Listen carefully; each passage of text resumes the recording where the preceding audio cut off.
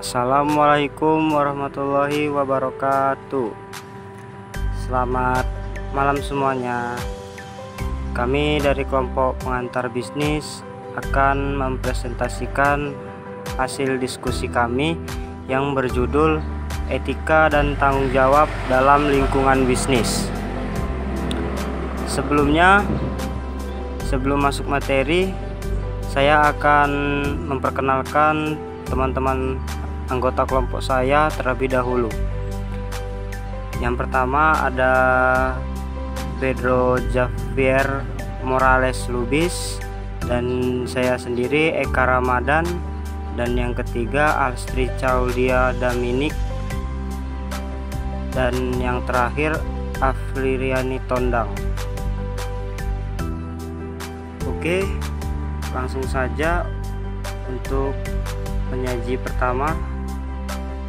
Dengan etika dan tanggung jawab dalam lingkungan bisnis. Etika bisnis adalah suatu kode etik perilaku pengusaha berdasarkan nilai-nilai, moral, dan norma yang dijadikan tuntunan dan pedoman perilaku dalam menjalankan kegiatan perusahaan atau berusaha. Tanggung jawab sosial perusahaan atau Corporate Social Responsibility atau CSR adalah suatu konsep bahwa organisasi khususnya namun bekerja hanya perusahaan memiliki berbagai bentuk tanggung jawab terhadap seluruh pemangku kepentingannya, yang diantaranya adalah konsumen, karyawan, pemegang saham, komunitas, dan lingkungan dalam segala aspek operasional perusahaan yang mencakup aspek ekonomi, sosial, dan lingkungan. Dilema etika dalam manajemen ada 4 faktor. Yang pertama itu ialah konflik of interest atau konflik kepentingan, di mana seseorang dalam organisasi mengutamakan kepentingan pribadi daripada kepentingan publik. Yang kedua, personality traits atau kepribadian trait merupakan sifat yang dinyatakan konsisten dalam perilaku individu berbagai situasi yang berbeda dari waktu ke waktu. Yang ketiga, social responsibility to stakeholder merupakan tanggung jawab perusahaan kepada para stakeholder, meminimkan dampak negatif dan memaksimalkan dampak positif yang mencakup ekonomi, sosial, dan lingkungan. Yang keempat, level of openness atau tingkat keterbukaan. Selanjutnya ada keputusan bisnis yang tidak etis, di mana di sini merupakan suatu keputusan yang ada dalam dunia bisnis yang diambil dari dalam diri yang terdapat dalam konteks pribadi yang tidak sejalan dengan aturan yang berlaku, apalagi pada zaman sekarang ini. Dunia sudah terjadi globalisasi yang dapat mengharui kinerja manusia yang sudah tergantung dengan teknologi yang semakin tidak mempertimbangkan pengambilan keputusan yang Filosofi etika dan tanggung jawab. Etika adalah tatanan nilai moral dan standar perilaku yang membentuk dasar bagi orang-orang dalam suatu organisasi sewaktu mereka membuat keputusan dan berinteraksi dengan pihak stakeholder dalam perusahaan. Tujuan etika adalah untuk memungkinkan individu membuat berbagai pilihan di antara perilaku alternatif. Perilaku perusahaan terhadap tanggung jawab sosial. Perusahaan yang dapat berjalan dengan baik atau survival memasuki tahap 2 dan 3 dan dalam respon tanggung jawab sosial.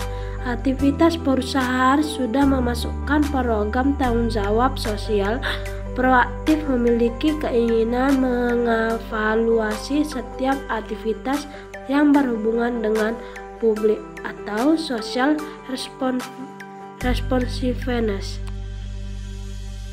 Keputusan etika dan tanggung jawab.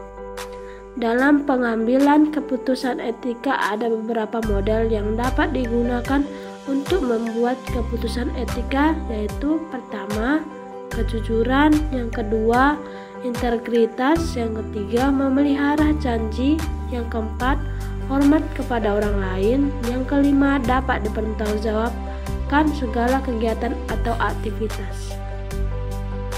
Baik, di sini saya akan menjelaskan poin penting standar etika perusahaan. Ada 10 macam. Yang pertama, ciptakan kepercayaan perusahaan. Yang kedua, kembangkan kode etik. Yang ketiga, kode etik secara adil dan konsisten. Yang keempat, mempekerjakan orang yang tepat. Yang kelima, adakah pelatihan etika? 6. Lakukan audit etika secara periodik. Yang ketujuh, pertahankan standar yang tinggi tentang tingkah laku etis. Yang ke-8, pemimpin memberikan contoh perilaku etis setiap saat. Yang ke-9, ciptakan budaya yang menekan komunikasi dua arah. Dan yang 10, libatkan karyawan dalam mempertahankan standar etika. Baik, selanjutnya jenis-jenis tanggung jawab sosial. Tanggung jawab sosial kewirausahaan. Tanggung jawab sosial yang pertama ini merupakan aksi atau tindakan minimal terkait dengan kewajiban sosial sebuah perusahaan. Aksi tersebut dapat direpresentasikan dalam bentuk program yang memiliki tujuan tersendiri. Yang kedua, keterlibatan sosial dalam kewirausahaan.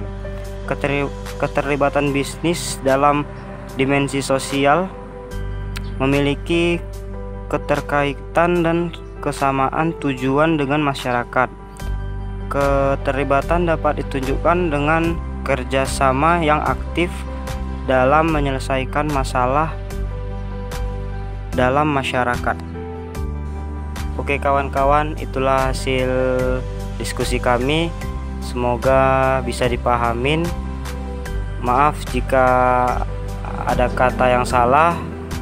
Sekian dari kami. Assalamualaikum warahmatullahi wabarakatuh.